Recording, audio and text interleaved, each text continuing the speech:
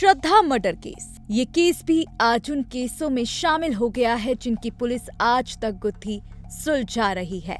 इस मर्डर ने पूरे देश में सनसनी मचा दी है। तो चलिए कम समय में समझाते हैं आपको इस मर्डर से जुड़ी 10 महत्वपूर्ण बातें। तो सबसे पहले आप इस वीडियो को एंड तक देखें, साथ ही डेली अपडेट्स के लिए हमें आज ही सब्सक्राइब कर दें।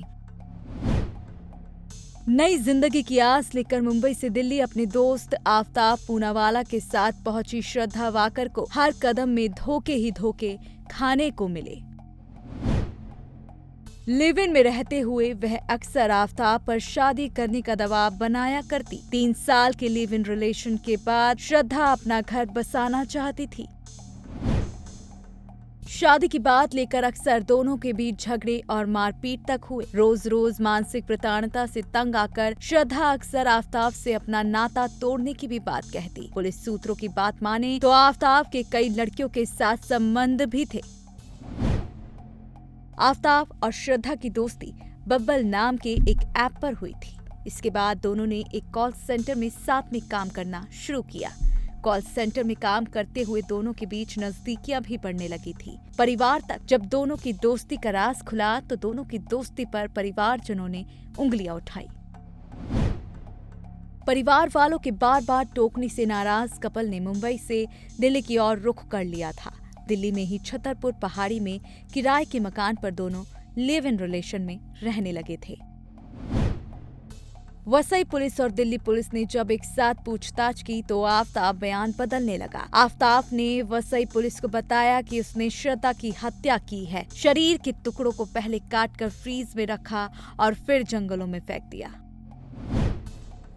वसई पुलिस ने जांच में पाया कि श्रद्धा का फोन 22 मई से 26 मई के बीच ऑनलाइन पैसे ट्रांसफर करने के लिए इस्तेमाल हुआ। श्रद्धा के बैंक अकाउंट से 54,000 रुपए आफ्ताब के अकाउंट में ऑनलाइन ट्रांसफर हुए। जिस समय फोन से ऑनलाइन ट्रांजैक्शन हुआ, फोन का लोकेशन छतरपुर ही था। इसी झूठ से आफ्ताब बेनकाब हो गया।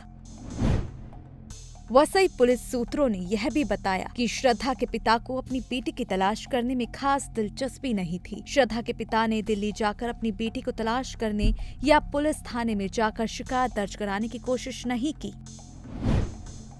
पालघर पुलिस ने श्रद्धा वालकर के बचपन के दोस्त लक्ष्मण नाडर और सुबिन के बयान को बेहद गंभीरता से लिया। लक्ष्मण ने पुलिस को विश्वास दिलाया कि श्रद्धा अक्सर उससे बात करती थी। उसका कहना था कि श्रद्धा अचानक लापता हो गई। उसने किसी अनहोनी की आशंका जताई। मर्डर करने के बाद हत्या को छुपाने के लिए आफ्ताब ने अपने शातिर दिमाग का जमकर इस्तेमाल किया। श्रद्धा की हत्या के बाद वह कई दिनों तक उसका इंस्टाग्राम अकाउंट इस्तेमाल करता रहा ताकि दुनिया को इस बात का एहसास होता रहे कि श्रद्धा जिंदा है। तो आपका क्या कहना है इस वीडियो को लेकर? हमें कमेंट बॉक्स में अपनी राय जरूर दें। साथ ही डेली अपडेट्स के लिए द न्यूज़ 15 को आज ही सब्सक्राइब कर दें।